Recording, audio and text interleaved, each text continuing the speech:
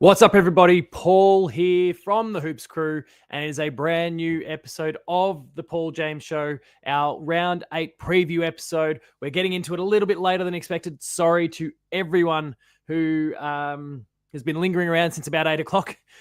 Kids not wanting to sleep, kids creating all sorts of hassles, a lack of nappies. Just been a bit of a disaster. But here we are. We're starting half an hour late. Let's get into it. Apologies again to everyone for the late start. Tonight, it's preview mode, Geelong and Collingwood this Saturday night. And we're going to go through the teams. We're going to preview the match. We're going to look at the various other games that are on, including the Essendon and North Melbourne game that is being played as we speak. We're going to jump into some Q&A. We're going to do some game of the show, all sorts of the usual topics. We don't have any trivia tonight. I'm going to task Ben with sourcing some more there in that regard, but we're going to talk about later on the reasons why opposition fans might hate Geelong. So let's begin though tonight by getting into match preview mode here, and we'll begin with the key details, what you need to know about the Cats and the Pies this Saturday night. It is a 7:35 game. We are just under 48 hours away from the match starting. 7:35 at the MCG. Collingwood home game, but Cats fans, if you can get there, and I'm not saying this as someone who can make it, I can't. My wife's got photo shoots, and I'll be on single dad duty for the night. But if you can get there, please make sure you get there. Be as loud and proud as possible. I know it was a bit of a shock loss to the Carlton Football Club last week, but there is no reason why, in my mind, we cannot clap back hard with a win against the ladder leaders right now, and the team that for some reason people are fancying as flag favourites. I am not having any of that whatsoever, and I'm confident, we'll talk about my tip later, but I'm confident that it is within our means to get ourselves a win in this matchup. Now, the teams. Let me bring up the lineups here. For some reason, things aren't working for me. There we go. The lineups. Some big changes for both teams. One that I discussed in video just the other day, speculating about whether Mitch Duncan would get back, when it was going to happen, and it's happening as soon as this week. I did suggest and think that perhaps he was going to make a return against some lower rung teams, your West Coast, your North Melbournes, your Estons, those sorts of teams. But here we are, a big matchup against the Pies, and Mitch Duncan is back. Tom Stewart out with some knee soreness, allegedly. Well, not allegedly. I'm pretty confident knee soreness after what he went through last week. You could certainly see that he was a bit hamstrung, a bit hampered by the whole thing. Amy is saying not overly confident with Duncan coming back in. Probably not the game I would have chosen. Look, I think in the best case scenario, I'd be saying the same thing. But I think, and we'll talk about matchups and the like shortly, I think it makes sense for him to be the in as opposed to a Jake Collar-Jasny.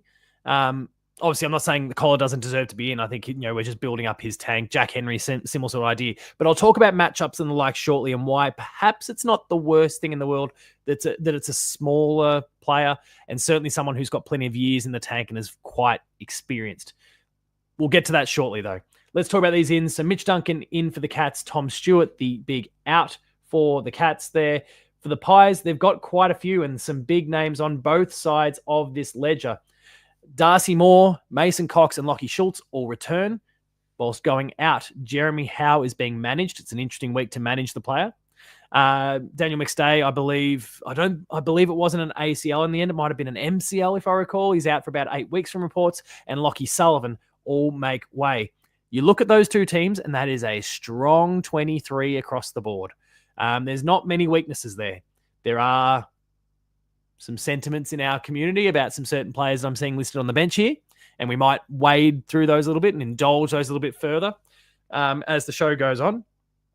But for the most part, largely as expected for both clubs, outside of, for me, the Jeremy Howe omission. That's an interesting one. Amy pops in and says that she would rather Ted Closey or George Stevens to debut. But yes, we probably need a defender. I'm nervous based on his form last year, and if the VFL, he was okay. I'm hoping he gets his kicking efficiency back. I am really hopeful that his kicking efficiency is good straight out the gate, because Mitch Duncan has struggled at times when he has been out of the game. and not been able, and come straight back in and has to try and lace out his targets. But he's been doing it in the VFL for a while. Maybe he's not been racking it up like you perhaps expect. There might be some other knocks that people have, but I don't think kicking efficiency is going to be the major concern here. My one concern is that his speed is certainly lapsed. We saw him kind of get exposed in obviously the prelim final there. And Collingwood, we know, are pretty well renowned for bringing the heat, putting the speed on the game, tackling intensity, all of those sorts of things that I think might be, they're a bit of a weakness for him. We'll see how that plays out though. But yeah, sorry, from there, the emergencies, Jake Kolajasny, as we touched on a moment ago, Ted Closey, George Stevens, all as the emergencies. The substitute obviously yet to be named. One of these five at the bottom will fit the bill. I'm pretty confident it won't be Jack Bowes. But then where does it fit between O'Sheen Mullen, Ollie Wiltshire, Jai Clark, Ollie Henry? I'm pretty confident it won't be Ollie Henry. I feel like, setting aside the comments I've been making, I'm thinking more through a matchup lens. I think we've got the means to be able to stretch. There's some wonderful players in that Collingwood defence, but I think we've got the means to be able to stretch them a little bit in that part of the field, especially with Jeremy Howe being out. I will, again, talk more about this later in terms of opportunities, but I think we've got opportunities to stretch those key defenders a little bit. Darcy Moore doesn't like to play the traditional key defensive role. He likes to float around and intercept. Billy Frampton's just not of that same sort of caliber. And this is an opportunity for maybe Shannon Neal to really push himself upon the game, for Jeremy Cameron to do Jeremy Cameron things, and for someone like Ollie Henry to maybe get off the leash a little bit on someone who he could potentially outsize or is a better aerialist against. There's some opportunities there. Not saying he'll necessarily thrive, but I think matchups-wise, I think it makes more sense for him to be a starter this time than someone coming off with from the sub-jacket. So my gut says it's going to be one of Mullen, Wiltshire, or Clark. We'll just see how that cookie crumbles, I suppose. Late changes. I guess the big question mark there is, of course, around Brian Myers. He hasn't been... I don't think I've heard anyone actually rule him out. But of course, because of the concussion protocols, I feel like all this can only come together at the very last minute. So I'm curious, and please, Amy or someone in the chat, if Brian has, if there's been some official commentary that he is ruled out because of the concussion protocols, please update me. I'm kind of coming in a little bit hot tonight, as everyone might have gathered from my late start. So I haven't actually seen any official documentation around it yet, but I feel like that is a sneaky chance that Grind can come sweeping back in, past all his tests, and boom, straight back into the action. His fitness will be fine. Obviously, his kicking skills will be fine. It's just whether he passes those concussion processes and protocols. From there, that leads us to, well, I've spoken about late changes, milestones. This is a big one for the Pies, and specifically, I guess, the game of AFL. I don't think anyone had ever expected Jim Steins' consecutive games milestone to ever be beaten, but that's exactly what Collingwood's Jack Crisp is going to be doing this weekend, playing his 245th consecutive game. That will break the record. He equaled it last week. He is breaking it this week. And look, it's a huge effort. That run started when he was a Brisbane player, before he'd even moved across to the Pies. That started in 2014, and he has not missed a game for either club that he's represented since. Outside of finals where they've been knocked out, suckers. Huge accomplishment from him. Hasn't missed a game in 245 games. That's kind of crazy, really. On the omissions front, for the Cats, as in the notable omissions, of course, we've just spoken about Brian Myers a little bit there. Jed Buse is building his way back up, but is still not quite ready to go. And thank you, Amy, for clarifying. Not heard anything about Grind yet. I reckon that potentially adds to this conversation a little bit. The lack of noise perhaps suggests that he's getting closer and closer. And it's not that they've ruled him out. They just can't pen him in yet. Jed Buse and Jay Polkinghorne, who is delivering in spades in the VFL at the moment. You know, he's getting 8 to 10 disposals a game, but it's kicking 2 to 3 goals a match. He's looking pretty potent down there. And certainly with some of our forwards struggling a bit, there's a conversation to be had. I think he's got to wait a little bit longer, but we're getting closer. This is a very bright light shining in the VFL right now, and I'm keen to see how it all plays out. Next up, we're going to look into some injuries here. We'll bring up the Geelong injury list, and of course, you know exactly what to expect from the Geelong injury list at this particular point. So let me swing over and blow that one up now, and we'll get back into it. Here we go. Share the screen. Give me in the mix. There we go. Tanner Bruin listed to be confirmed with his finger. Killian Burke, indefinite knee. Toby Conway back TBC, and this is the infuriating bit. To be confirmed for Toby Conway's back. To be confirmed for Mitch Edwards' pelvis. To be confirmed for Cam Guthrie's Achilles. Jack Henry, 1 to 3 weeks with his hamstring. Hopefully that is closer to 1 rather than 3, but better look after the guy. He's been really important for us so far this season. Lennox Hoffman, we're just calling him Lenny now. Lennox Hoffman back indefinite. Mitch Nevitt is got a test for his foot. I believe, if I heard, the concern was a little bit of plantar fascia. Jack Martin still being managed, to be confirmed. Ryan Myers, concussion, to be confirmed. We've discussed that already. And Jacob Mollier's hamstring is to be confirmed. It is so strange to me that we are listing hamstrings in the to be confirmed list. I don't get it. You can be available and then not selected. Anyway, I ranted a little bit about this last week, so I'll stop that. Suspensions, we're not facing any at the moment. In terms of some players that might be a little bit under pressure here, and this is where I guess I'll indulge some of the commentary that's been going on within our community and certainly abroad as well. Oisin Mullen has been discussed quite a lot. Didn't have a good performance against Lockie Fogarty last week, and Lockie Fogarty is not one of the elite small forwards of the competition, but he got pretty well clowned out at different stages there. Looked second rate. And, you know, I mean, look, to be expected, he's still developing in this game. I don't think he's some sort of useless cause. I think he's still going to stand to be a very good player for the Geelong Football Club in the long term, but he just needs more time.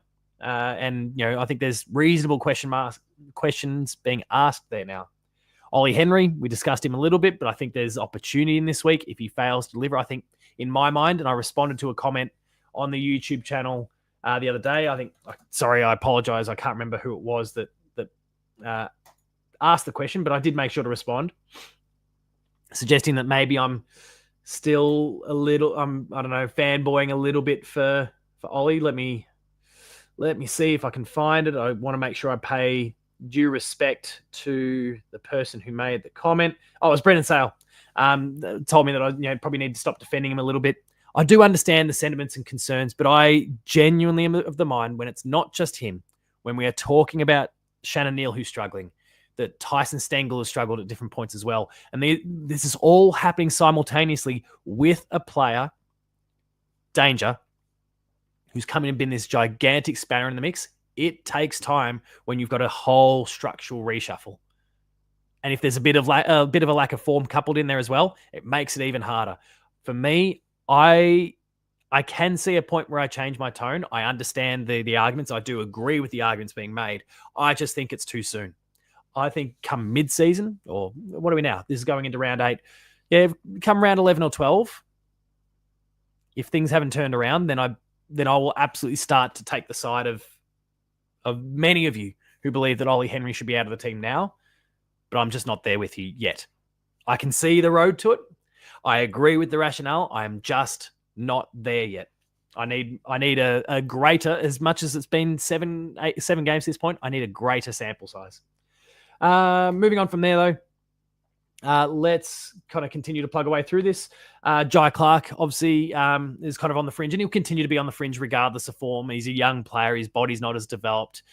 He's displaying a lot more in the VFL than he is when he makes the step to the AFL. That's going to continue to be a bit of a problem for him. Ollie Wiltshire will continue to be in the same sort of ballpark as well. Jared Fox jumps in. Grind hasn't been ruled out according to the Final Bell, the official Geelong Cats podcast. Well done. You're introing just like Lingy. The Geelong v Collingwood game fits within the concussion protocols. So if he's right, he could be in. I think it's a high likelihood that he's a late change. The question is who comes out. And I think those players that we were speculating as the sub are probably some of those prime candidates as well. Very well done, Jared. I know it's all in text, but perhaps you got a future in this gig. For the Pies, obviously, we've touched on the ins already. Darcy Moore, Mason Cox, Lockie Schultz in. Dan McStay, Jeremy Cow, Lockie Sullivan out. I think the cumulative thing here is a win for the Pies. Schultz, coming in for Sullivan. Cox coming in for McStay. Moore coming in for Howe. They all kind of trade places a little bit. I think it's a really interesting one in that regard. Magnus says, if one of Neil, Mullen, Clark aren't in the bottom 5 Geelong players, I'll join the post-game live. Clarify for me, what do you mean in the bottom 5 Geelong players? in our entire list or in our 25. Sorry. I guess I need a bit of clarity as to what you mean wording wise there. But we'll continue on in the meantime, and I'll get the continue on with match preview mode here. So again, let's use the powers of the internet to get our graphics up and running once again. We've spoken about our team lineups, and let's kind of dive into the details. So once again, offer player rating wise, if one of Neil, Mullen, Clark aren't in the bottom 5 Geelong players from this upcoming match, you'll join post-game live.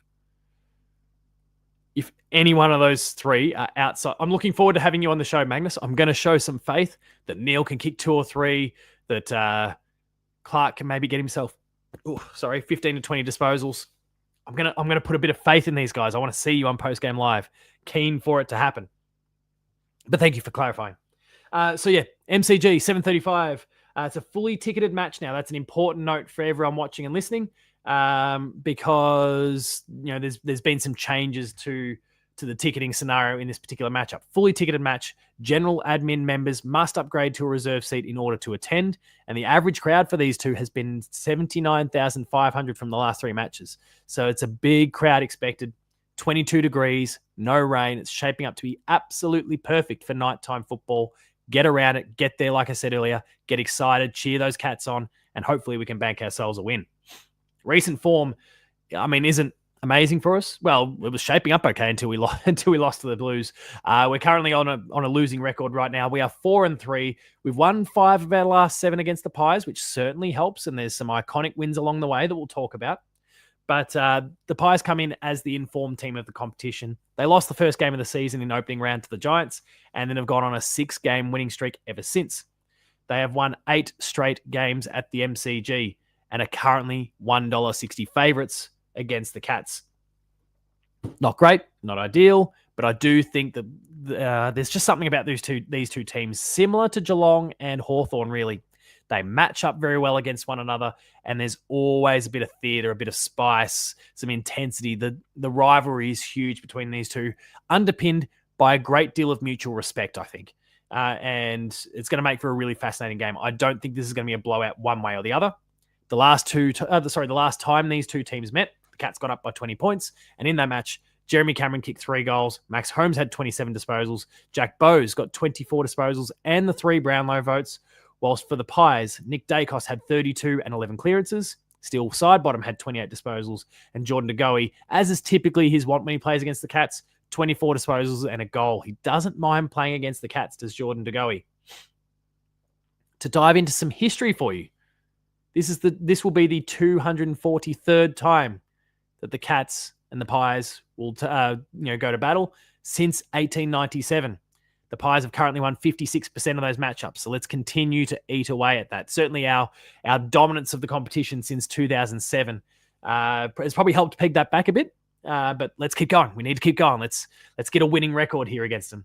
There's been one draw in 1934 where 32 goals were kicked in the match. Good times. There's been 6 grand finals that the teams have played against each other, dating back to 1925. That is 1925, 1930, 1937, 1952, 1953, and fresh in the memory still, 2011.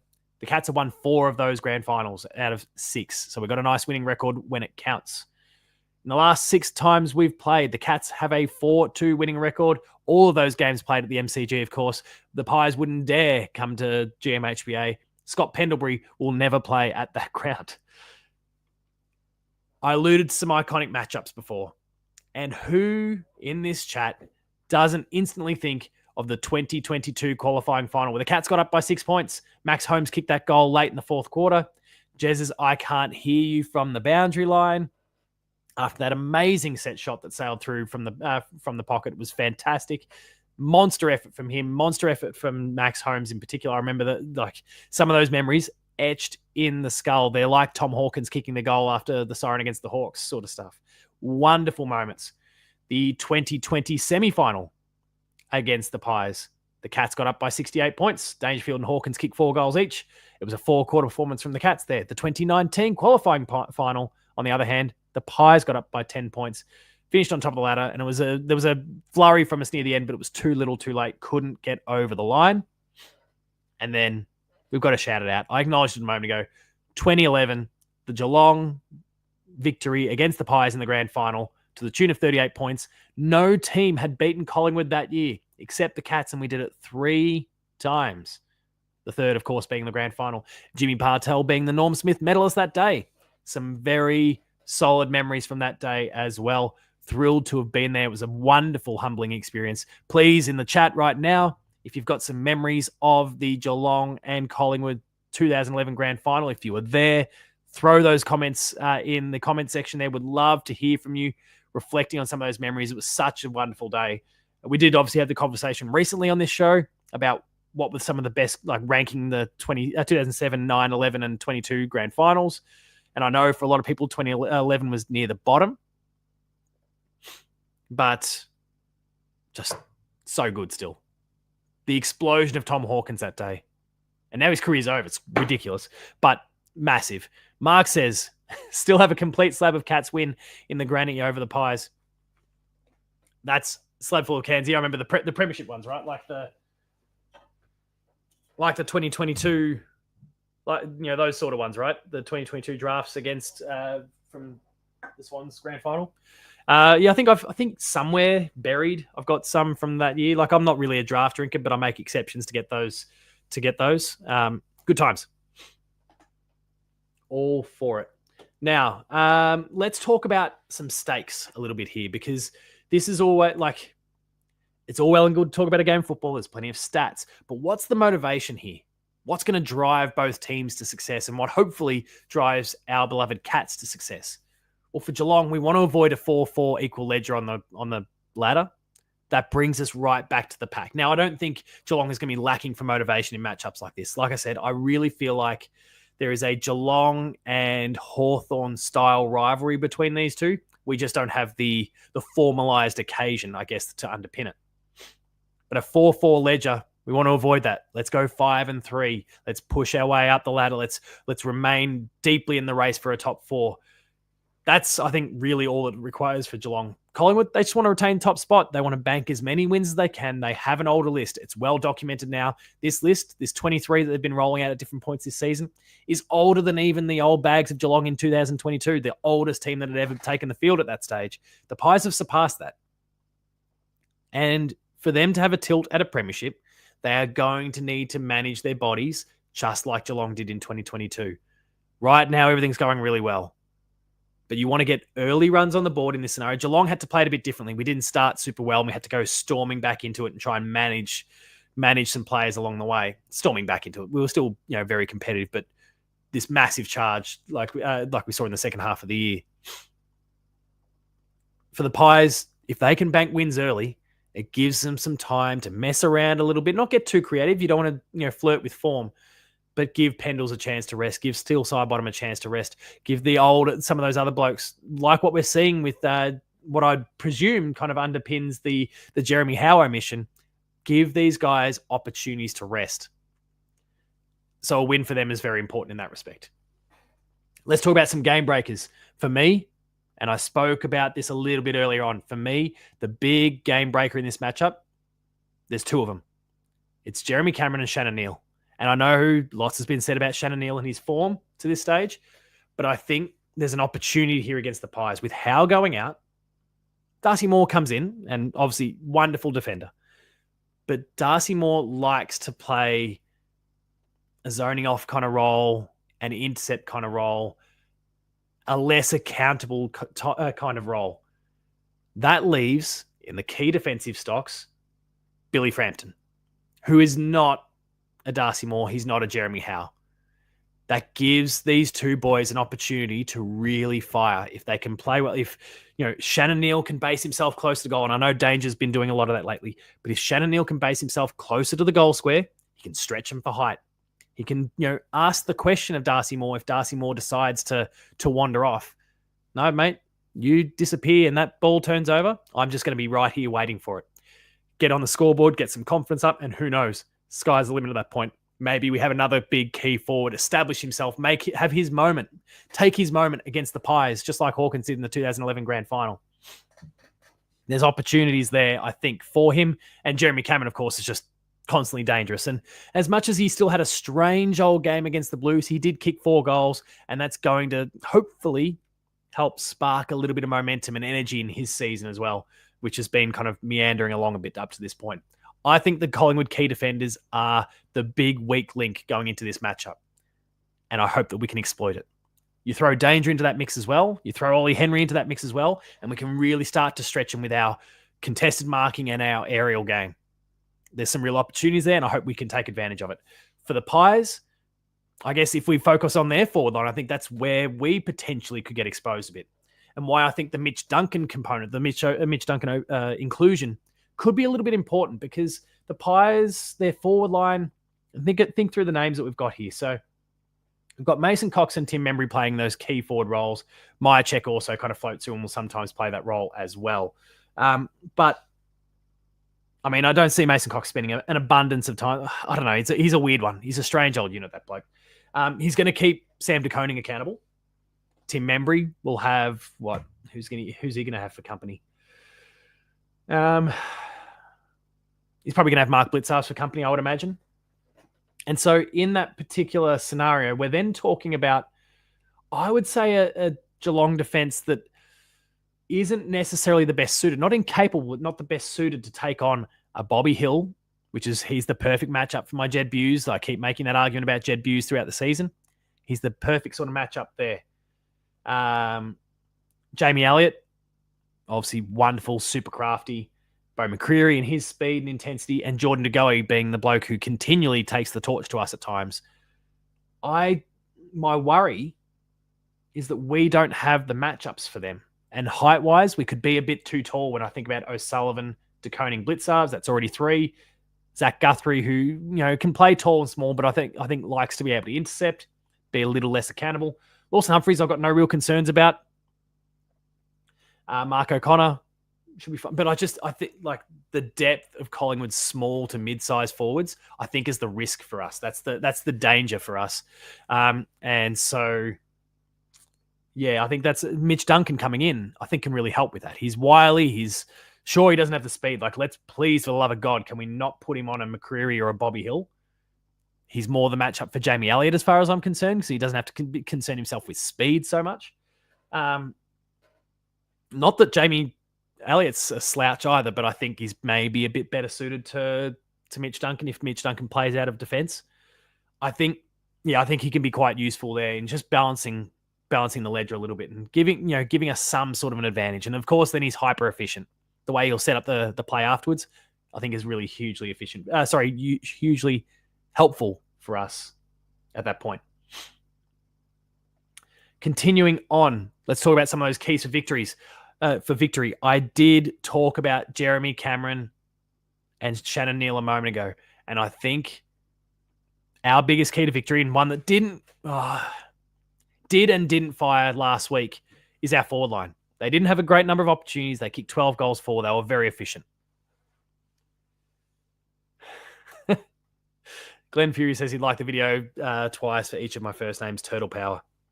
Everyone, if you want the Ninja Turtles pajamas, something I don't even own, but I will buy for the sake of this, and I'll claim as an expense on the Hoops Crew, Ben, you better believe it.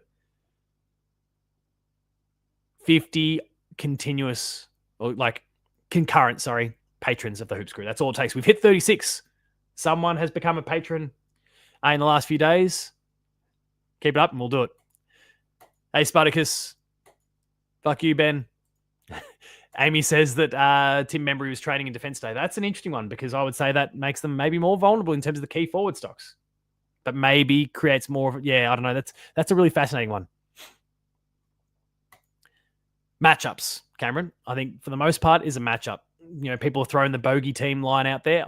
They match up quite well. And their midfield unit is the perfect counter to our one, which is not as good and not as combative.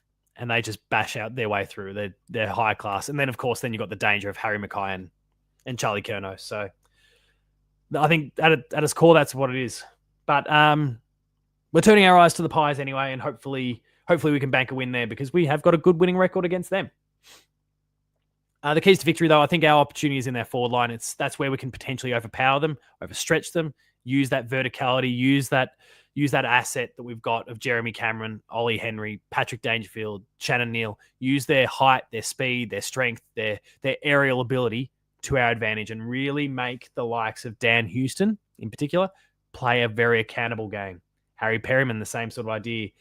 We can't have these blokes running off. But when they've got, these aerialists, these strong forwards who, very, very capable, they've got to man up. And I think that's our opportunity then. We could pile goals on, I think, if we deliver it to them better than last week. There we go. Ben clarifies. Welcome, Tracy, the newest patron. Thank you very much, Tracy. I'll try and keep my eyes on it actually as we go. But 36 patrons now. Yeah, thank you very much, Tracy, for joining the team. And hopefully, if you want to see me in some Ninja Turtles pajamas, and I'll embrace it, and I'll learn the song, and I'll sing it, we do it. All aboard. Anyway, moving on from that. For the Pies, the greatest asset for them, the keys to victory for me, there's a pair of them, the Dacosses, especially Nick. We've just got to shut this bloke down. Can Tom Atkins just bury him in the dirt nice and early? I don't like wishing injuries on people. I wouldn't dare ever suggest that we go out to hurt someone. But, if Nick Dacos got wrapped up in a tackle early on and, I don't know, his shoulder, not a significant long-term one, but maybe just a stinger that knocks him out for the game, it'd be great. Let's take Nick Dacos out of the game. Legally. I'm stressing the legally thing. I don't want to see suspensions. I don't want to see a tackle that falls in someone's back and all of a sudden Paul Curtis is rubbed out for 3 weeks. Enough of that. Let's legally take him out of the game. But anyway. Did Mullen tag him last time? I mean, that'd explain if we were talking about the numbers before. What did he have again? Last time we played, Nick Dacos had 32 disposals and 11 clearances. Yeah, Mullen probably did tag him. Oh, shit.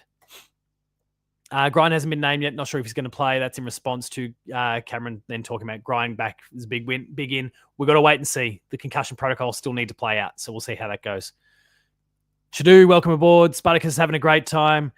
Play Nick Dacos the way we did Lockie Neal. Full team defense, niggling him all the time. No clean run at the ball ever.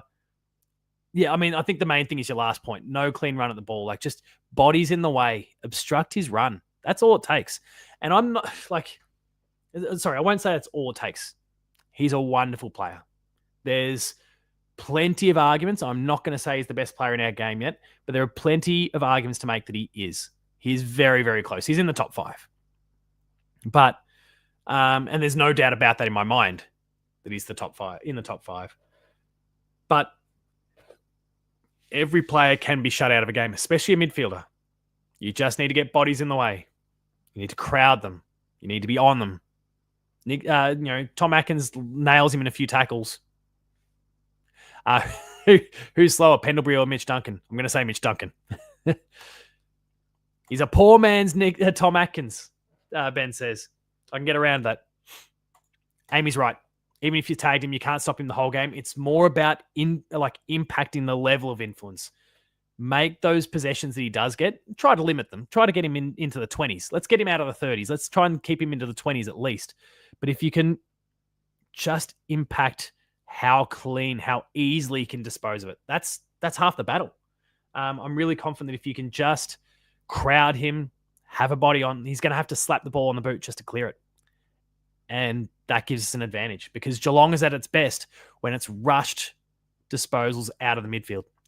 Yeah, Spartacus, we've had a bit of a chat about Tom Stewart. The knee is a little bit sore. I think Mitch Duncan is a wise in given the particular matchup. But hopefully it's only 1 week for Tom Stewart. Hopefully he just needs that little bit of time. Just rest it. Come back next week. Don't let him get possessions leading into the forward 50. I mean, I think if he's getting possessions, cleanish ones in that launch zone, so I'm talking about from 70, 80 meters out, that's a problem. That's a real problem because he'll lace players out all day, every day. That's where he's the greatest asset that Collingwood has. If you can get him in the back half, no worries. get him even deep forward. I mean, it's not great because maybe he's within goal scoring range, but the pressure's on. I can deal with it. I don't want him in that danger zone of 70 to 80 metres out from goal. They just need to squash it. What do we got here? I'd like to see Stewart try it on the wings. Zach Guthrie is good, is just as good, if not better, playing the role down back now. I would agree that Zach Guthrie is playing, and he has been doing this, I think, for a few years, but he's always had to take a back seat to Tom Stewart because Tom Stewart's been Tom Stewart this whole time. I think Zach Guthrie's been playing just as good of a role for a few years now. And I think going into the Carlton game, that gives us some opportunity to push the Tom Stewart magnet around a bit, to stretch opposition midfields or the wing or whatever it happens to be by putting Tom Stewart there, intercepting further up the ground and launching the ball back in. I think it's fantastic. Not to alter the topic too much, here we are. But in regards to pressure, did you see Blitz's pressure where he basically said no longer tries to tackle to the ground, but tackles them holding them up? Yeah, I know. The game is it's changed a lot. But if it works, it works. Like I think it's an outcomes based business, right? So if that tackle is successful in pinning the ball, like stopping the player, and you don't have to risk hurting them and getting yourself suspended, I'm okay with it. The risk obviously always is in those scenarios that maybe the ball slips out, doesn't get paid holding the ball, someone picks up and whisks it off. That's a bit of a problem. Black and White United returns after, I think, was it Sunday or maybe last week's preview episode? I think you were cheering us on against the Blues. Sorry we couldn't get the job done for you, mate. But now, obviously, you're the enemy this week. From a Pies point of view, Jezza is the biggest issue. Yeah, I would agree. If the Pies are able to stop the delivery to him and force him up the ground more, that's a win for the Pies. Jezza loves playing against the Pies. He absolutely does. There's been some wonderful, wonderful moments that Jeremy Cameron's had against us. I cannot. Shadu. He's not had the greatest season so far. He's not been a liability, though. We are far less potent, far less dangerous when he's there. He still takes his opposition key defender out of the game. And that will remain the case until the day he retires. He's just too dangerous.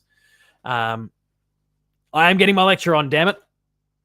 You're wrong. No. He's just far too dangerous. So he'll never be a liability. It's a matter of how useful is he in particular, like how great of an asset is he in the given game. And there were signs last week. There was some clumsiness. There was some strange old errors. There was some fumbly business too. But there were some other signs that suggested that maybe the cogs were starting to turn the right way again. I'm going to believe. Jez will bury on his farm, Shadu. I know, like, and we're kind of piling in there, Shadu. Obviously, as Amy says, like, the word liability is maybe a bit harsh, but I know what you're getting at. He's not had the greatest start. Black and White United again. Jezza could not get a touch all season. He'd still kick 5 against the Pies from the Pullman Hotel car park too. Absolutely. And I'm looking forward to it. Maybe he can kick 16 instead. Anyway, let's continue on. Where's my run of show gone here? I've scrolled away. Some memorable matches. And of course, we're mostly looking at this through the lens of Geelong fans. So sorry, Black and White United. This is not necessarily as positive for you here, but some memorable matches against the Pies. There's round 3, 2002. Geelong came back, and I've seen the footy club, the social team, reposting a lot of footage from this particular match this week. We came from 37 points behind to win as Joel Selwood broke the AFL Games captain record. In round 1, 2019, Tom Hawkins' late goal broke a deadlock and gave us the win. In round 8, 2011, Geelong hold on to a lead of less than a goal for the final 10 minutes, getting the first of 3 wins that season, of course, including the grand final. And there's the prelim final of 2007, which is quite honestly one of the greatest spectacles I've ever seen. I'm so thrilled to this day that I got to be there for that match. What a wonderful occasion. Just an incredible game of football. Set aside everything else. Just an incredible game of football that day. The result, obviously Black and White United. You may not be as big of a fan of the result. For me, for most of us here in this chat, incredible. The Gary Ablett goal at the end there, all of it. Brad Ottens' game, monster. We don't play in the grand final if it weren't for Brad Ottens that day. Unreal. Prediction time. I'm going to go with the Cats by 14 points. Don't know why 14. I just think 2 and a bit goals. 2 and a bit goals. Cats by 14 points in this one. I don't say it with the greatest level of conviction as I normally would, but there's a bit of the heart. There's also a bit of the gut involved here. I don't think there's too much of the mind and rational thought. I don't have the greatest. I couldn't sit here and definitively tell you why Geelong gets the win. There's a bit of gut and a bit of heart involved in this one. But Black and White United is right. That should have been the grand final. For a spectacle, should have been the grand final. Instead, we won by 119 points against a listless Port Adelaide the following week. 14 points either way, Magnus says. Well, as long, Ben, I don't know if you're here. I don't know if you saw the chat before, but Magnus has said that if any of Neil, Mullen and Clark aren't in the bottom 5 ranked players for Geelong on Saturday night, you'll join us for post-game live. So start crossing your fingers, mate. Looking forward to having Magnus in there. Spartacus asked a question that we are absolutely going to be discussing in the Q&A section shortly. Asked, what are the chances of Clayton Oliver getting to Geelong next year? We need another midfielder, tall, big-bodied. I'm going to put a pin in that one for now. I set it up as we've set it up as a bit of a prompt for the Q&A, but everyone in the chat right now would love to see and hear your thoughts. Clayton Oliver is not flying across to WA this week for the game against West Coast. That is certainly a really interesting wrinkle in the mix. I'm keen to get all of your thoughts. So let's talk about Clayton Oliver shortly. As we wrap up our game preview here, talking about some Cats who have become Pies and some Pies have become Cats. Travis Varco, our 2011 Premiership hero, getting it done against the Pies, went over to the Pies and was a wonderful servant for them in the time that he was there. Travis Varco, I feel like we got him to a point where he's at his best, and then the Pies really got to benefit from that for the remainder of the career. It's a bit of a shame, but he's done a wonderful job across 2 clubs. We love you, Trav. Nathan Kruger, Geelong to Collingwood, back to the Geelong VFL team. Who knows? Maybe he lands a spot at the mid-season draft this year on one of the club's lists. A sad story because his body hasn't really come good over the years, but it's not over yet necessarily. Carl Steinfurt, Stevie J nearly became a Pie at the end of 2006. What a story that would have been if he missed out on a Cats premiership. The what ifs. Maybe he would have put the Pies in front in that prelim. It's a crazy what if, and I feel like there's some what ifs and butterfly effect conversations that we should absolutely have in the future. I think there'd be some good features, some good. I think there's almost a post-game live sort of thing where we could get people involved, jump in and talk about just the what if, make the big what if topic. In fact, chat, this is all coming to me now off the top of my head. Chat, let me know what you think about the idea of having a post-game live style model where it's myself, Ben, the chaps, whoever it happens to be, kind of hosting, and bringing some of you in with this big what if conversation. And we just can kind of wax about, well, what if Stevie J went to the Pies, and just see where the conversation takes us? Or what if that Tom Hawkins shot on goal in the 2009 grand final hit the post? What if the toe poke didn't work? What if Sean Burgoyne didn't kick that goal in the last minute of the 2013 prelim? What if Travis Varco didn't butcher it up the other end that day? Let's accumulate a few of these topics. If you like the idea, let me know in the chat, but accumulate some of these ideas and maybe that can become a fun thing that we can do in the future. Ben, I hope you're listening too. Stew on it a bit, mate. On the flip side, some Pies who become Cats. Well, Ollie Henry didn't really like the big city lights and was getting really homesick and missed his brother. And so he drove 45 minutes up the freeway to join the Cats. Pies fans, I don't think will ever forget that. Brenton Sanderson, of course, became, was a Pie, joined the Cats. I'm sure there's some others, but Ben hasn't provided me any other names. So if you've got more in the chat there, throw some other names at me. Former Pies who've become Cats. That's one of the best what ifs of all. What if Gary Ablett Jr. never went to the Suns? Holy hell. That would be a conversation and a half. Ben, we need to do this, mate. We absolutely need to do this. And that's for Pies fans. What if the ball bounced to Stephen Milne in the 2010 grand final? Yeah, that's a crazy one. That's What if Reece had no farm?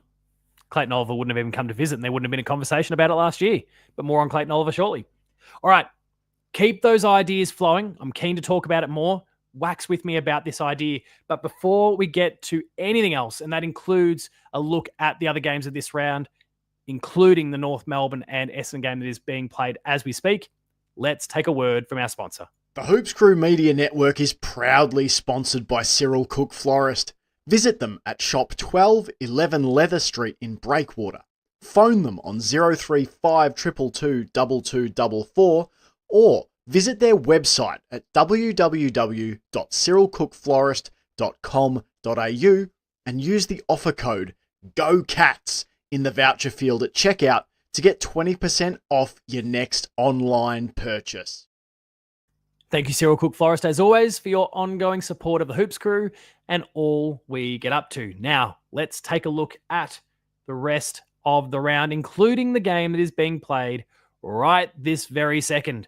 That is North Melbourne and the Bombers, and it's a lot tighter than it was when I first started the show. What do we got here? 7-7-49.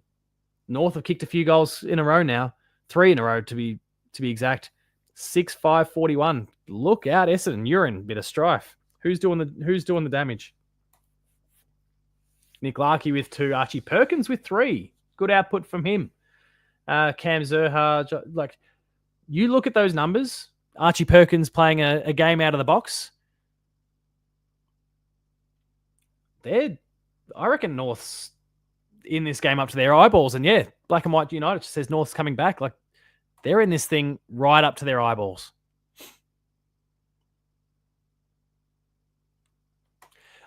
Amy, when it comes to Gary Ablett, I don't want to wade too much into the what ifs here because now I'm really feeling like this could be a lot of fun. But obviously the money was huge and that's crazy appealing. But I do believe Gary when he said that there was an opportunity to do some things here, to be a captain, which he didn't feel like he'd be able to do at Geelong, to do something that very few players ever get to do, which is go and lead a brand new club. By that point, he'd already achieved outside of winning a Norm Smith, really, everything that he could achieve in the role that he played. So there's something to be said for, the motivations as well. And I think that, there's obviously money involved, but I think there's a degree of purity to what he was going for and, ambition, wanting to do something great. And it didn't work out. And I'm glad he came back. But I think there's a hint of purity to what went on as well. It's not all money. All right, let's talk about we'll come back to this shortly. North have had yet another shot on goal, so they're peppering away. Let's bounce back to the rest of the round here. We, of course, got that live match as we speak. Caleb Daniel playing his 200th game. They're fighting a bit harder for him tonight than they did for Luke Parker's 300th last week. The Saints and the Dockers will continue proceedings tomorrow night. That is at Marvel Stadium. No real milestones of any sort there. The Dogs and the Powers are a really fascinating one. The Dogs in good form. The Powers starting to find some, but being here at Ballarat swings things, I think, fairly heavily in the Dogs' favour. Jason Johannesson, a former Norm Smith medalist, is playing his 200th game. Sam Powell-Pepper, his 150th. And interestingly, and we will talk more about this individual, I think, before the night is out, Jamara Ugle-Hagan has taken indefinite personal leave, and there's been some antics today that are absolutely going to get him in. Well, I don't think he cares at this point, actually.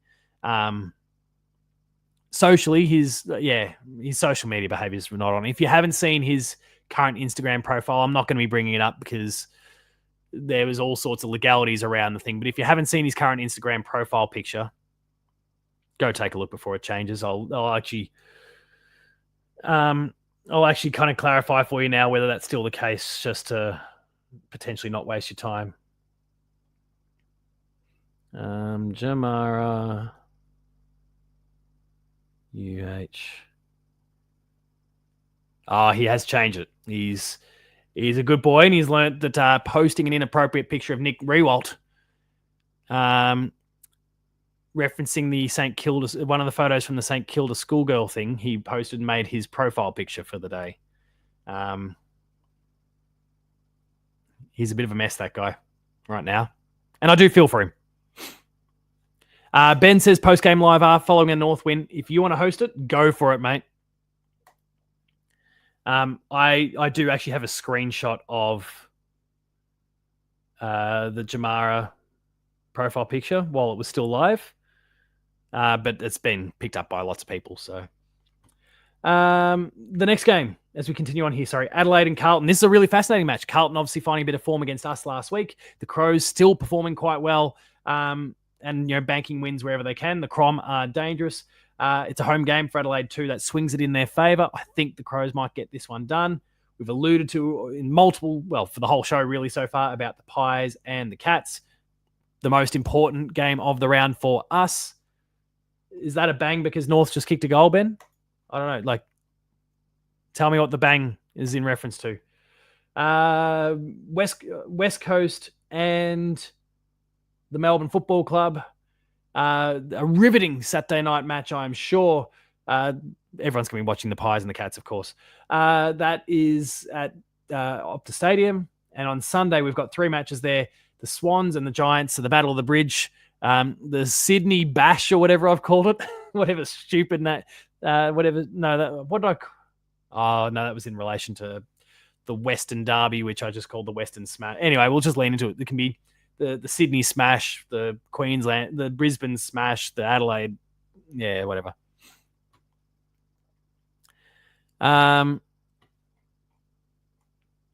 North goal, good stuff. Thank you. Where are we? It's a really close game. We might need to keep a close eye on this as we continue to go. What if Terry Wallace never went to the Tigers, so Otten stayed at Richmond? That's a really good one. Thank you, Jackie. Ben, are you paying attention to this? Start making notes of these things. These are good conversations to have, and I'd love to post-game live format this thing. And then, the Brisbane Bash. The Q Clash is on, and it's probably going to be the most intense and interesting one yet. Brisbane and the Gold Coast Suns ending the round at 7:20 on Sunday. Going live. Well, we'll be going live for the Paul James Show. Kane Corns is going to love this if North falls short. Kane Corns' behaviour this week has been wild. I mean, he's opinionated, but look, there's pros and cons on both sides. I think North leadership have maybe gotten a bit carried away in their response as well, but here we are. On the VFL side, the Cats, who are now 12th, will be taking on... the VFLW, I should say. The Cats, who are now 12th, will be taking on Williamstown, 8th. DSV Stadium from 6:15 on Saturday. The team will be announced at 12 o'clock tomorrow. The VFL team have the bye. How does that guy stay on air, says Shadu? I've got a really, really simple answer for you. Clicks. That's the industry that we're in these days. It doesn't matter whether it's footy, doesn't matter whether it's Mother Love, video games. We're a clicks and engagement-based business these days, whether we like it or not. And I'm not saying that it's a good thing, but that's the industry that we're in. Kane Corns is opinionated. Now, I genuinely think he's not necessarily doing it for the clicks in the first place, but he is mindful that if he is strong enough in the way he projects his opinions, it's going to get traction. And you're right, everyone hates it. But if you think about, and sorry, I don't want to lecture here. This will be the second time you've come to lecture from me. But if you think about even just how the internet works, how we as people work through a psychology lens, you can have dozens upon dozens upon dozens of people heap positivity upon you. That one negative comment is the thing that sticks more often than not. And I think it's the same. It's the same thing with kind of positivity and negativity. People rage bait is a thing, right? And Kane is aware of his opinions and how they can potentially inflame things and leans into it. I think his opinions are genuine, but yeah. Heidi drops another fascinating one. What if Mark Thompson left at the end of 2006? Ben, get your pen out, damn it. We've got a lot of ideas and a lot of things we want to be doing at the moment. I'm talking about, getting lists going. I think it was Jackie a while ago who popped the super chat in for the the best drafts Geelong's had? Well, I've made a list of 10 and I just need to sit and record a video. We're going to get some countdowns. We've got a whole bunch of different ideas that we're cooking on at the moment. And I'm all on board for this what if style scenario. Ben, you can steal this is why I think it clicked in my head so quickly. And there's a little bit of self-promotion going on here. So bear with me for a second. I'm getting into my video game bag here, but I did this a while ago. Let me get rid of that. Let me get rid of that. Let me stop sharing that screen. We'll bring the football back shortly. This is, my video game bag, as I said. But I lent into the idea, what if, and I straight up stole the Marvel What If logo, I might add. Recolored it, made it fit my player 2 settings. And it was a big what if, like just a whole history change thing. What if this thing had happened? And I think this is something we could explore a little bit as well. I'm not going to write an article about it. But, I was pretty comprehensive. Damn good writer I am sometimes. But yeah, that's the idea. What if Lucas wasn't so handsome? What if Lucas got on Postgame Live and had a shirt on? Shit. All right. Did you see Cardman's quiz night, which was a cahoot, wasn't it? It was a cahoot. The teacher in me loves that. He had quite a lot of viewers, was quite good. Yeah, I think there's some cool, fun things we can do. Let's get Paul a show on SEN. I mean, it'll pay the bills. Petition for me, people. But in the meantime, keep hassling the Geelong social media teams. Tag me, tag the Hoops crew, get them, pressure them, get these players on the Hoops crew for behind the play. We would absolutely love it. Pressure, pressure, pressure. We're in a pressure business. All right, where are we with the show? Because I've gotten way off track. Let's get into some Q&A. Let's revisit the comment before. If I can find it, I'll pin it. The question before about Clayton Oliver. I've already forgotten who posted it, and there's been a lot of comments since. So, I didn't even see Lucas was in there before. Should keep... Oh, hang on. I didn't... This Friday night game is an absolute disgrace. It makes me want to keep my shirt on. I missed that entirely before. Thanks, Lucas. Shit.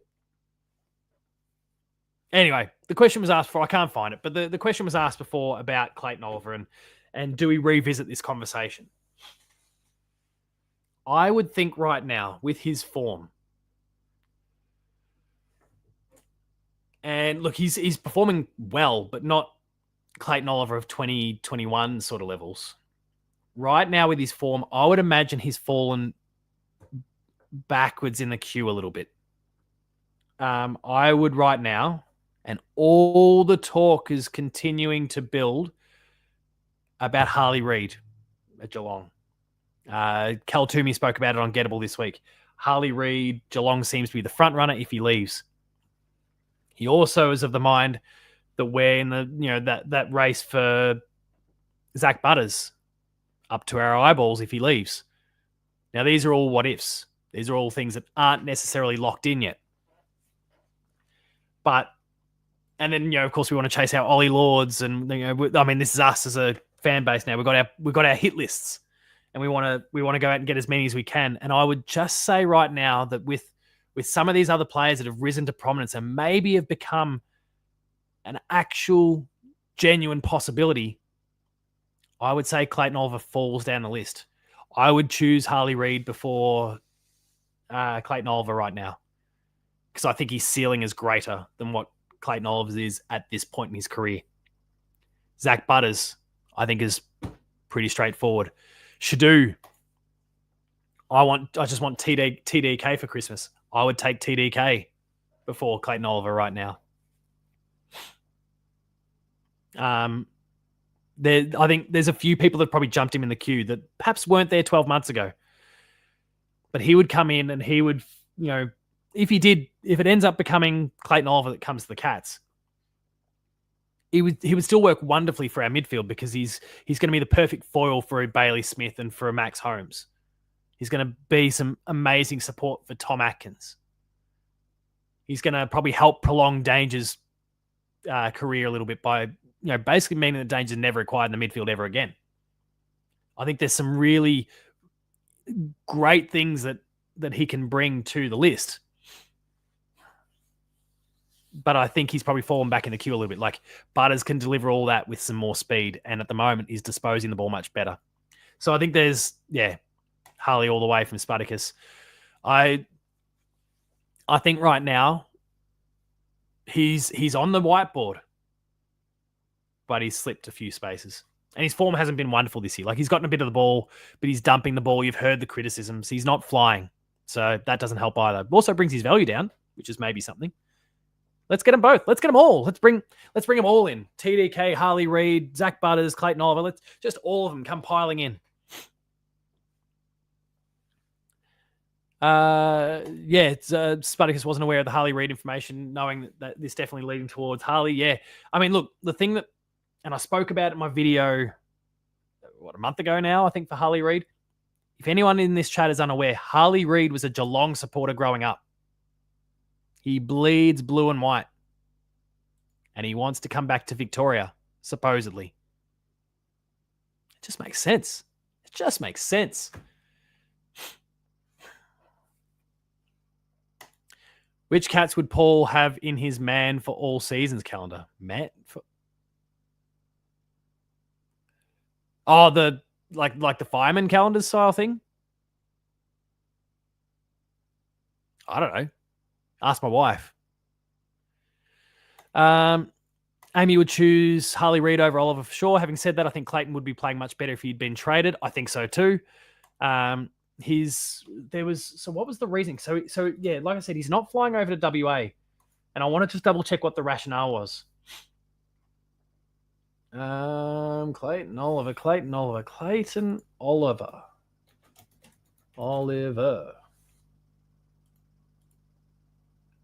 Has not flown to Perth for Melbourne's match against West Coast. There was a reason. Come on.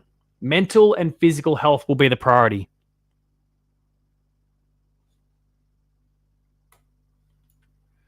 As the club prioritizes his well-being. And if there's a time to do it, it's a game against West Coast where you're playing the weakest team in the competition. You might still win without him. Where are we? Baz would be on the cover. Baz Lenker has Shadou's female vote. There's a possum making a racket outside. Apologies if that becomes audible. These little pricks are horrible. Atkins chopping wood greased up. Tell Hawthorn to stay away from Harley Reid. Like Bailey Smith, they tried getting their head get off Hawthorn. Piss off Sam Mitchell.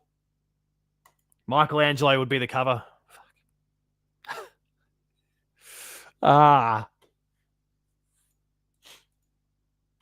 Become a patron. Hoops Crew on Patreon. That's all it takes to will the Ninja Turtles pajamas into existence. Reece Stanley driving his tractor. Clayton's still not happy there, clearly. 12 days for grind. We must be getting close. Yeah. Ben would have 10 times Reece Stanley's in his calendar with his stuff. All right. Let's discuss some other non-phallic things. Non-Ninja Turtles things. Ben's put a little prompt here. What is going on? I've just seen a comment in a chat that just says Jones's ankle. Has Harrison Jones done his ankle in a really bad way?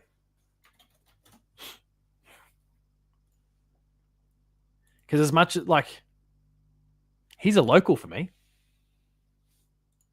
I feel like I need to keep half an eye on this. Has something happened to Harry Jones? I'm invested in him.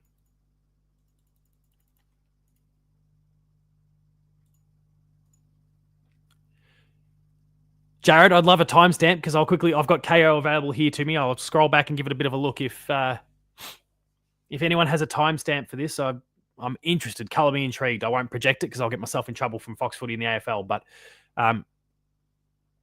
if anyone has a timestamp, I'll just quickly scrub back and have a bit of a look. But in the meantime, we'll continue on with the show. Where are we? So Ben's put a few little prompts in here. Should we be concerned by Chris Scott's mood of late? For me, it's a no. Obviously, he made his comments about the AFL and what they do with the fine money, about audits and those sorts of things. And I think he was being a bit cheeky, but I didn't really sense the attitude. I didn't think there was much of a nasty attitude to it or anything like that. I'm seeing end of the third quarter. I was just if there's or is it the very, very end? Like, is it as the siren goes?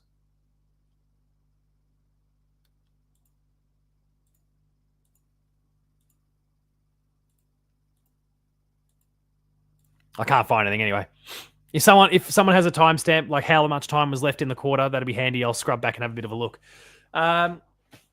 Reminds you of Jason Snell's. Oh shit, that was a nasty one. That's a deep cut, but that's a nasty one. I can get rid of that. Yeah, I've got no concerns with Chris Scott at the moment. I don't think there's mood swings. I think he was being cheeky there. He was being cheeky in the press conference talking about TDK and how he'd do well at Torquay. I think it's fine. Another prompt here that will certainly spark some conversation. Are Tom Stewart's best days behind him? I'm going to say no, but we're getting close. We're getting close, but I'm going to say no for now. I don't think we're quite there yet.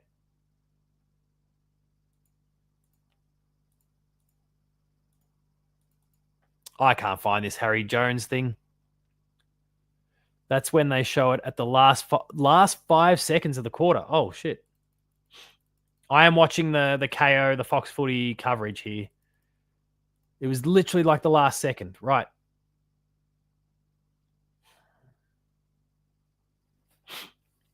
I'm waiting. It looks like there's going to be a ball in.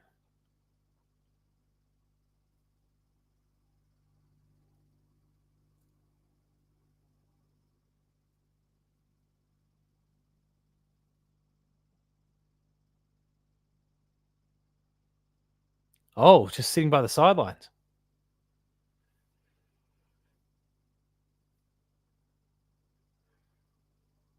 Oh,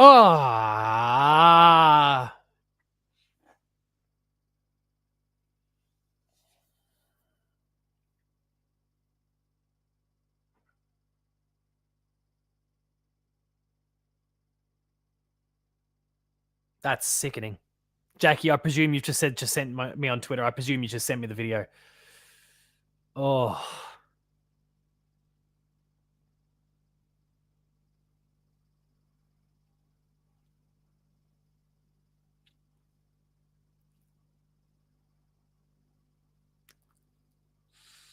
Oof. Right. I'm going to turn that off for now because I'm worried that it's going to kill my stream.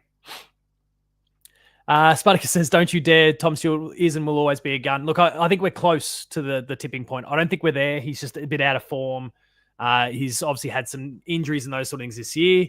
But I think he's still got plenty of his best ahead of him. I just think we can use him in some different ways because, as was discussed before, Zach Guthrie's absolutely playing that role nearly as well as Tom Stewart at his absolute best, if not equal to Tom Stewart at his best right now. I think there's opportunities to move that chess piece around, utilize his assets and strengths in a range of other ways. He's got the bigger body that Zach Guthrie doesn't have. So as much as baby Guthrie's become a bit of a Hulk in the last few years, Zach still doesn't have that same sort of size. I think we can utilize him in other ways. Yeah, ankles aren't meant to bend that way. It's disgusting. It was absolutely disgusting. Where are we? Does Geelong have a future Brownlow medalist on its list? I'm going to leave that one actually to everyone in the chat. Get a bit of engagement going there. Do we have a future Brownlow medalist on our list? Hello, Phoenix from Tassie. Love to have some Tasmanian representation in the chat. The big question I've got for you, Phoenix, is in the next few years, you've got a football club that's going to start in the homeland. Are you jumping ship or are you going to stay a Mighty Cats supporter? No pressure, but we'd really like to keep you. Come on. Blue and white's got to bleed through your veins, right? Keen to hear your answer on that one, Phoenix. Baslenka and Holmes are the two names that are popping up the most. Cats will always be the first. Fantastic. Ow. So is it a Geelong family? But that's awesome. Stay Phoenix. Good to know that we're going to keep you in the Geelong Football Club's hearts ongoing. But of course, I understand a little bit of love for the home team. They can be the second team, I assume, right?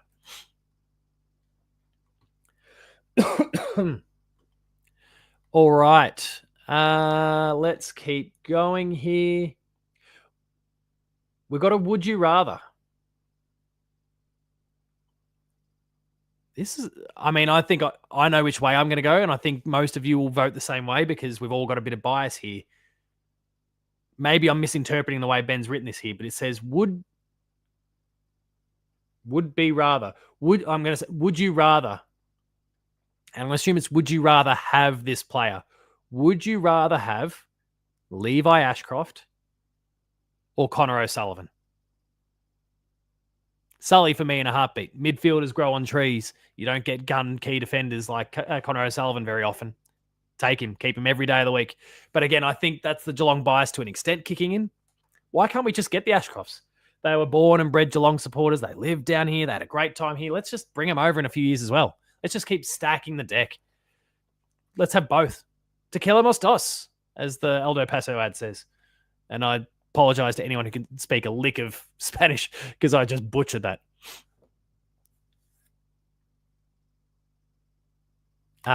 The Ashcrofts look like the prince from Shrek. Yeah, a bit.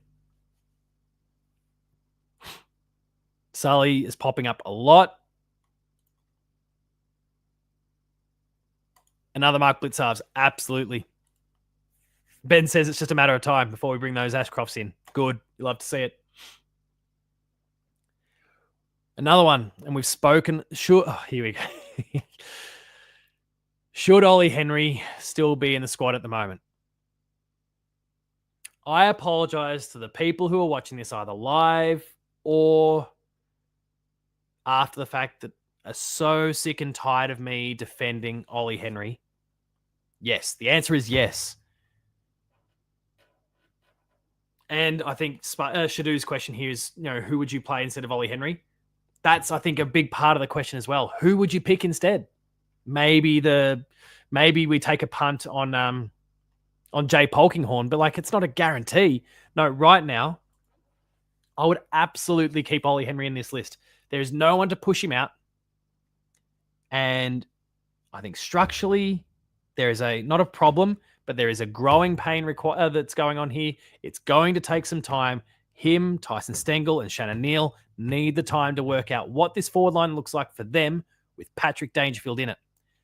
If we get to, and I think I said it before, round 10 or round 11, thereabouts, and the form continues to be an issue, you just can't keep him in the team at that point. For me, I can't even justify it at that particular stage. But I really am firmly of the mind he had a bad game against Hawthorn. He did not get time at all against Carlton, so we can just write that one off. And up to that, he was getting goal assists. His score involvements were still good. I had no concerns with what he was producing in that thing. And the only problem was he wasn't kicking goals himself. If you can get in if you can maintain the goal assists, the score involvements in this forward line, I'm happy. And then he'll clunk a few. He just needs to get his tail up. I'm okay with where things are at the moment. He should remain in the squad. And I do think for this matchup, it's important that we keep him because I think in terms of how we can beat Collingwood, we want to be able to stretch those defenders. We want those key defenders, so Frampton and Darcy Moore, to be accountable for Neil and Cameron, and they'll have to be. They can't intercept and float off, and I don't think I just mentioned his name. Not Darcy Moore. Bloody hell. Oh, the name's just gone. I am a bit nasally and sick again, so apologies for all this. Billy Frampton. I think Billy Frampton's a weakness. He's someone that we can exploit. And then if They're caught up. Then you get Ollie Henry and Paddy Dangerfield stretching and making the likes of Maynard, Houston, Perryman, and Josh Dacos, just based on the current listing in the back six, hyper accountable. I'm all for it. Amy's with me. Thank you to everyone else who's kind of been backing me up in this. There has been a growing chorus that keep kind of telling me I'm wrong and I need to stop. And I do, to those people, I do 100% understand the rationale, but I'm trying, and I'm not saying you're not, but I'm trying to take a longer term picture. I'm trying to be a bit patient. And to the point that was made before from Shadu, who would you play instead? I don't think there's any really obvious candidates. I mean, outside of Grind coming back this week, but I don't think you would drop Ollie Henry for Brian Myers. I think you'd be dropping a Ollie Wiltshire. I think you'd be, and I'm not saying you should, but I think you're dropping an Ollie Wiltshire. You're dropping a Jai Clark. You're dropping an O'Sheen Mullen. They're the sorts of players that will come out for him. And Ollie looked on fire in the preseason, kick 6. Just needs a little bit of form. Just needs to work out this dynamic with Danger in there, and all these concerns go away. If we're patient, he will pay us back in spades. I have no doubt about it. Let's continue on with the next little question here. I'd come in if I asked it now. Will Jamara Ugelhagen ever play high-level football again? I think a club's going to take a punt at some point. It might be a few years, though. It might be one of those where he disappears in the wilderness for a while, and then he has this epiphany. He sorts himself out. He comes back. But right now, he's a mile away. Should Paul Curtis have been suspended? No. I know there's been a lot said about the reaction time. And it's like 0.3 of a second to actually do anything. Baby Guthrie in the weights room for the... there was no effort to... There was no obvious efforts to try and turn the body. But I think with the limited amount of time he had, he didn't have enough time to really do anything either way. No, he shouldn't have been suspended. But also massive shout out to the Carlton lawyers who managed to get Adam Cherer off. So that's a good one. Good one, guys. Who breaks a premiership drought first? We've got 4 clubs that Ben has suggested. We're not entertaining any others. Port Adelaide, Essendon, Carlton, and St Kilda. Ben, if you're there, make a poll. Let's get a poll going. Let me see if I can do it myself really quickly. Oh, shut up. I'm like election ads. God damn it.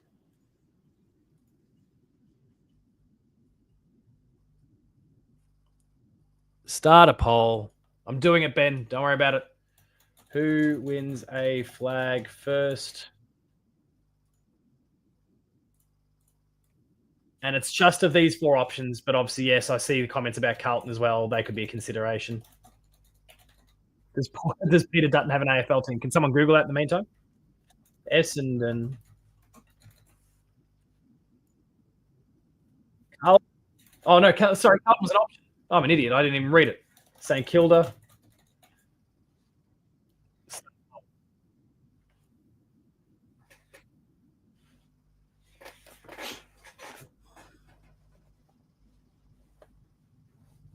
Let's also Google while we're at it. Peter Dutton, AFL team.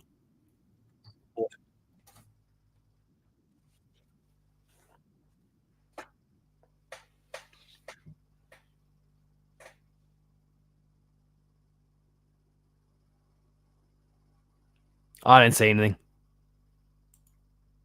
There's a photo from Grand Final Day. Apparently, they made appearances where they... Oh, Peter Dutton was wearing a Brisbane scarf. His favourite. Peter Dutton is a Brisbane supporter. And that's the last we'll talk about. That's Potato Head Man. You don't want to watch Trumpet of Patriots. I am not...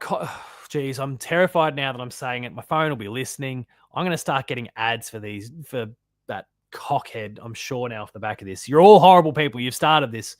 I haven't been getting Trumpet of Patriot ads so far, and I'm thrilled about that. Can we get Saturday out of the way, please? Blitzarves playing chess while drinking a glass of Shiraz by the fireplace on the calendar. I did actually see one who retires end of year.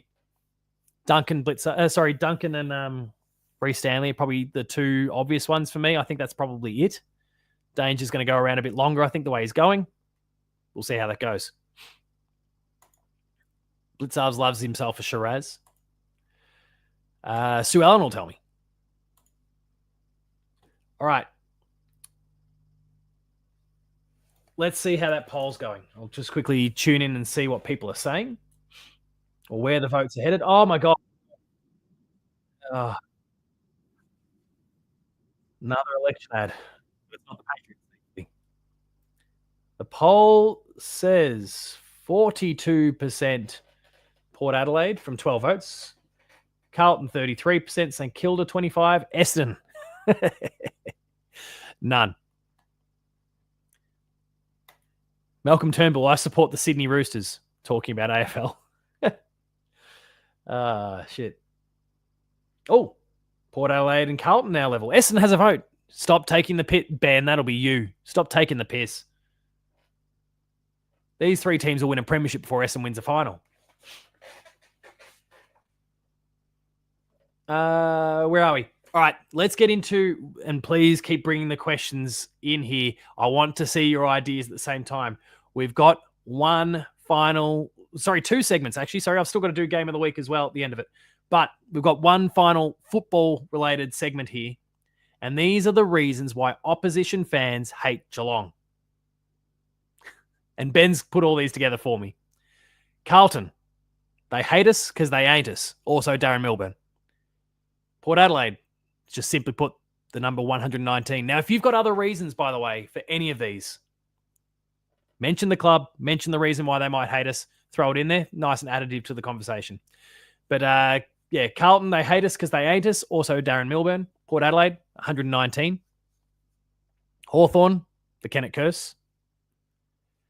St Kilda, choking in the 2009 grand final after losing just two games in the home and away. Collingwood, grand final losses in 1925, 1937, 1952, and 2011. Bulldogs fans have a little brother complex. Adelaide have 14 straight losses at KP. Brisbane, we smacked them in multiple prelims. We, of course, don't talk about 2024, but we smoked them in recent prelims. Essendon have only beaten us twice in 13 years. Fremantle, they hate us because Matthew Scarlett punched Hayden Ballantyne. We loved Matthew Scarlett because he punched Hayden Ballantyne. GWS supporters hate us because we pinched Jezza. Gold Coast fans hate us. The little master up and left after we fleeced them for Jack Bowes. And we fleeced him for Jack Bowes. Melbourne supporters hate us because Stephen King kicked Jeff White in the face. Also, the number 186.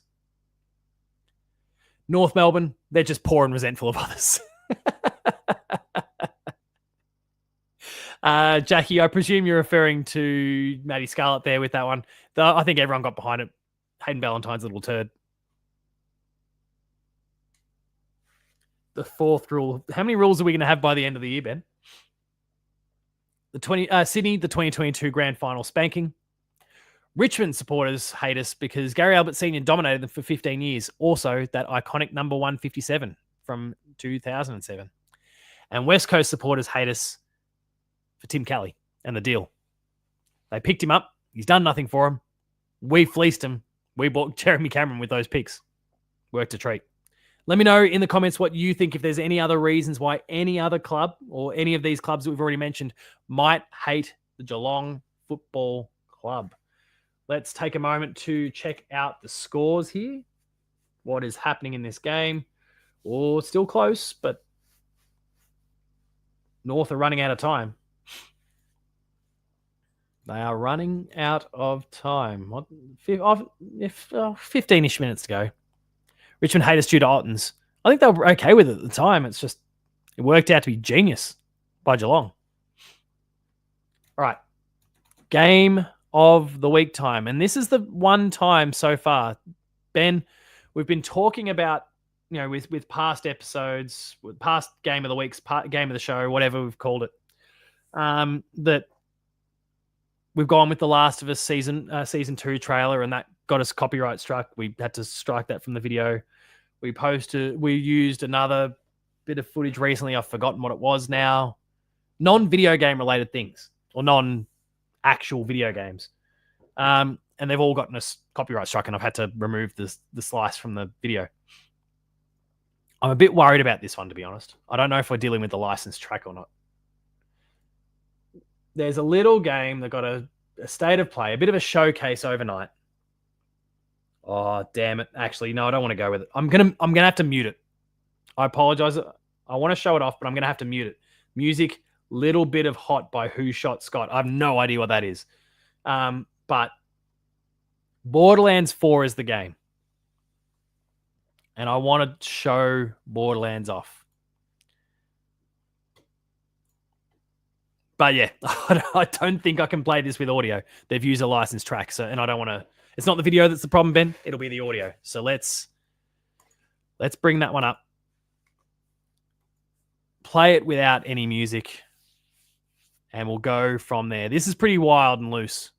Just to be clear, this is not the typical game that I've been showing off so far this year.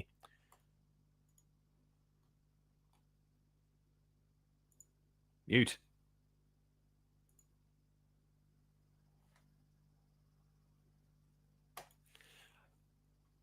I'll actually go side by side so I can talk a little bit at the same time, since we don't want dead air for the entire time. There's a lot of, what am I looking for? Filmed here at Thunderdome, Mad Max. This franchise, for anyone unaware of it, has a lot of Mad Max type energy. Wild, crazy, big guns, it's got a very unique animation, like style, lots of cool things about it. Lots of replayability. Did I say guns? Lots of guns. Millions of guns. Guns. But great to play in co-op. Like, it's just a brainless, like, switch off, have a laugh. Lots of really good references and memes get kind of dragged into this. Blow shit up together, as they say. If anyone here is interested in playing Borderlands 4 later this year, we need to share PSN details, and we'll party up. I'm so crazy into Borderlands. And it was meant to be coming out September 23rd. That release date has come forward. Let the Grand Theft Auto speculation run wild. But it's come forward a few weeks. And I say let it run wild because it's the same publisher. But that's Borderlands 4, September 12th. Boom. That's Borderlands 4. That's our game of the week. Ben, I promise by doing what I did there by muting it, I did not get us pinged for copyright. Where are we? Oh, we're so close to the end of the game now. Do we ride the bumps together, everyone? Let's keep it going. We're so close to the end of the show. We've started late. We've been bonding together. We've been having fun together. We've been talking mad shit together. Let's watch some North Melbourne and Essendon together then. Or let's discuss some North Melbourne and Essendon together. We might even do live watch-along style stuff. So if you've got the means to watch the game, please feel free to do so. I'm going to pop in an AirPod and so I can listen to... Oh, no.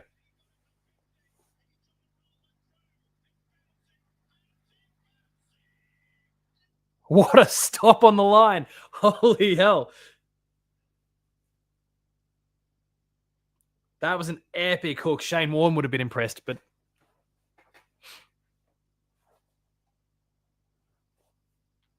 Hang on. O'Sullivan. Do they even know O'Sullivan there?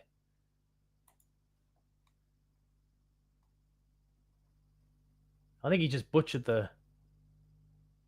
Oh, no. Finn O'Sullivan. Oh, yeah, of course. Hang on. Yeah, right. Come on.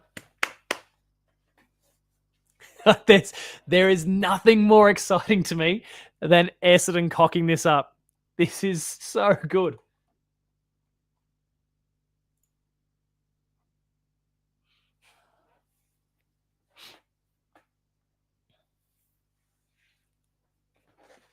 North ball, everyone. North ball. Please, if you've got questions, comments, concerns, feel free to share them as we go. Otherwise, we are watching the game here. Boom, there it is. From Zane Dersma. His brother playing for the opposition for the night. Ben, you're a clown. Essendon's top 4 chances slipping away. Their bottom 4 chances solidifying.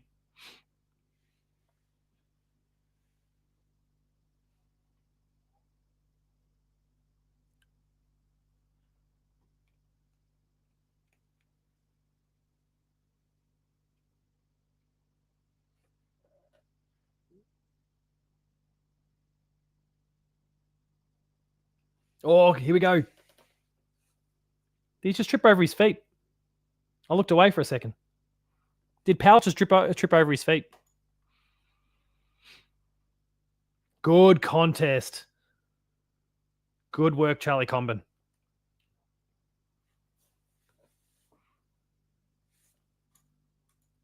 Roo. Kanga. Roo.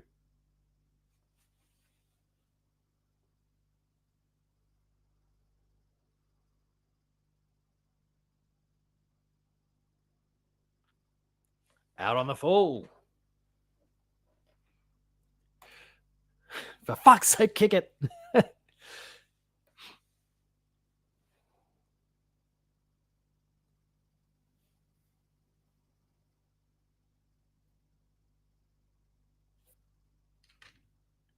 I'm buffering. Circle of Doom. What is this shit? There we go.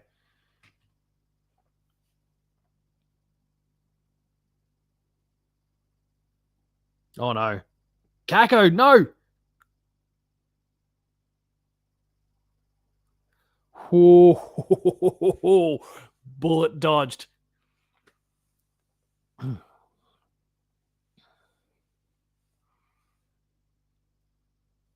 Has it been a high stoppage quarter? Like, are we... Oh, no, sorry, 3.5. Oh, it's landed in his lap. Get back off the mark, Simpkin. Straight off the bench.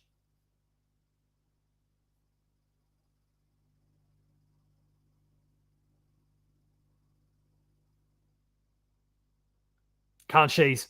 She's ball or whatever they called it. Stick that up, Kane Corns up.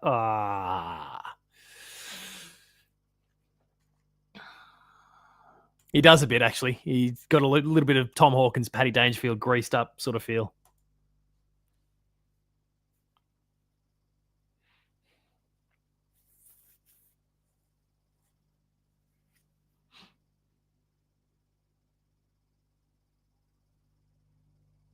Essendon have no idea how to win a match. That back and forth kicking in the defensive 50, ridiculous. Big Peter, 2 meter Peter.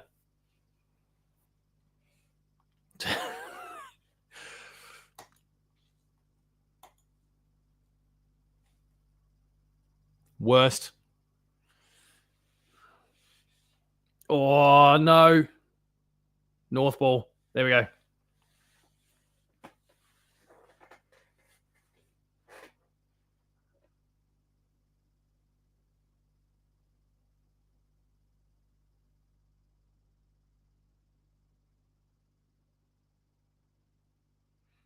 Oh,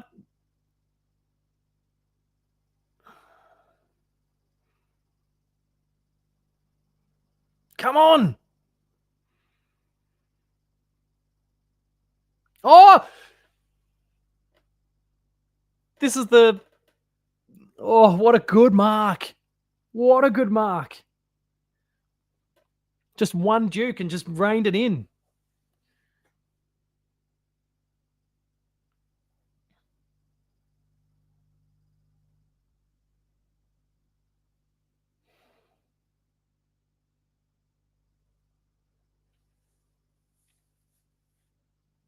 Oh, game on. Come on. I don't know what's going to update first here. Oh, no.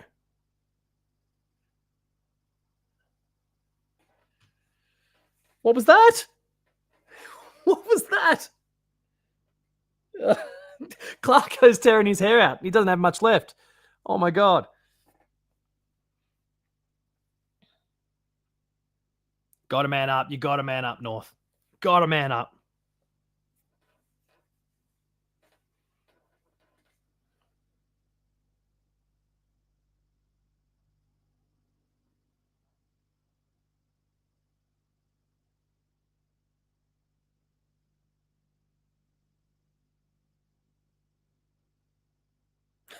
Ben.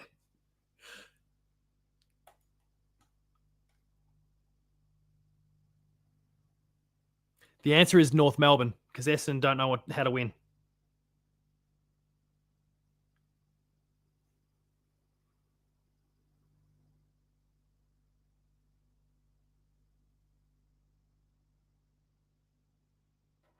Oh, an Essendon free. Oh, no.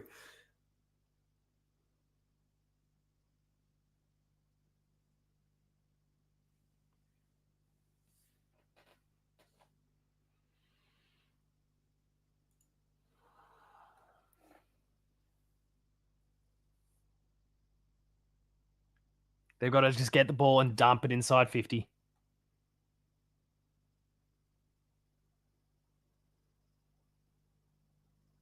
No, it's over now. There we go. Just so you know, everyone, the Bombers have won as many games as we have.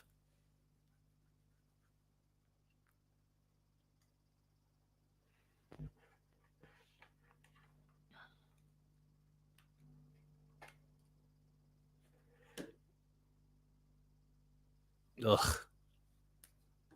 You hate to see it.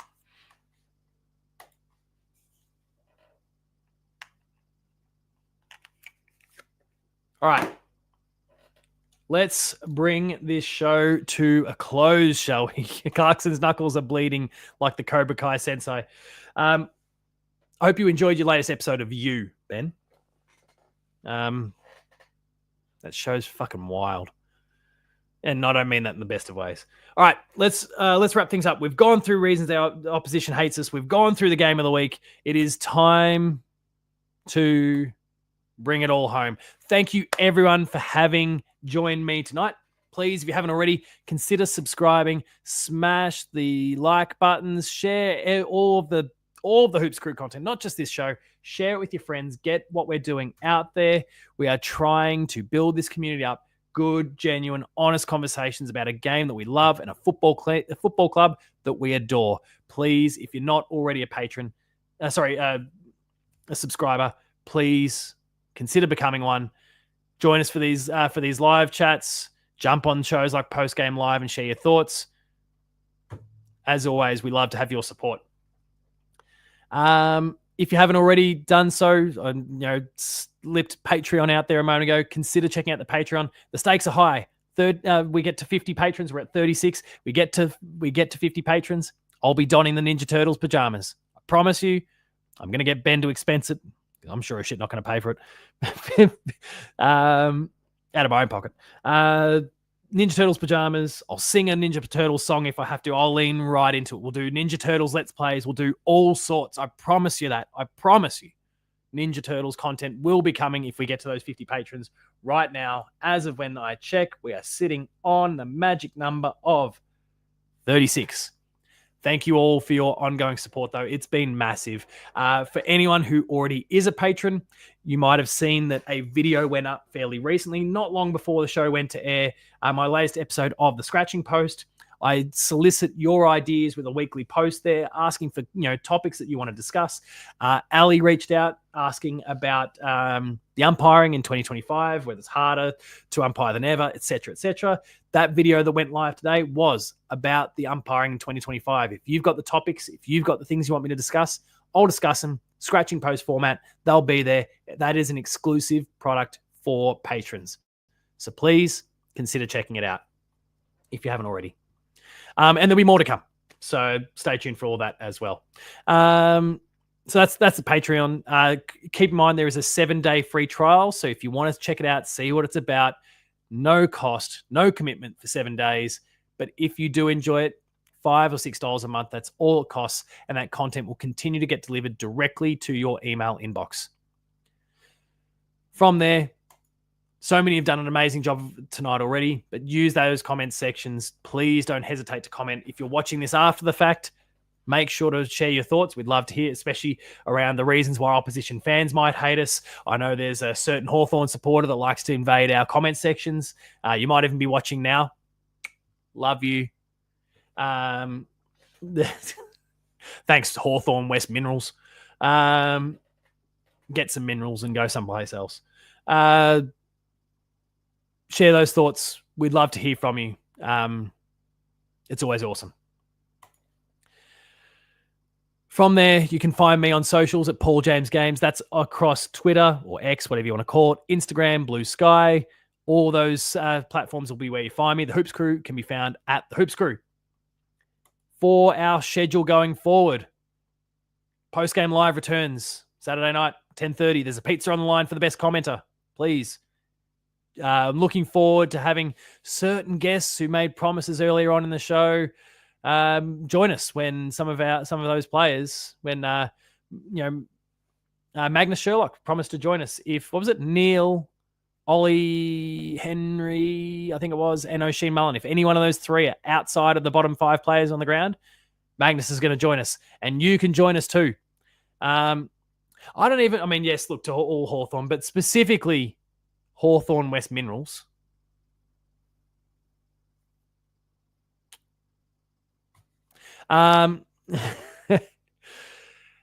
Paul needs to come out of his shell more. Am I? Oh my God, I didn't see the comments for a while there. Turtle. Paul's a hero in a half shell. If Paul was a Ninja Turtle, what color would his mask be? Blue and white, absolutely.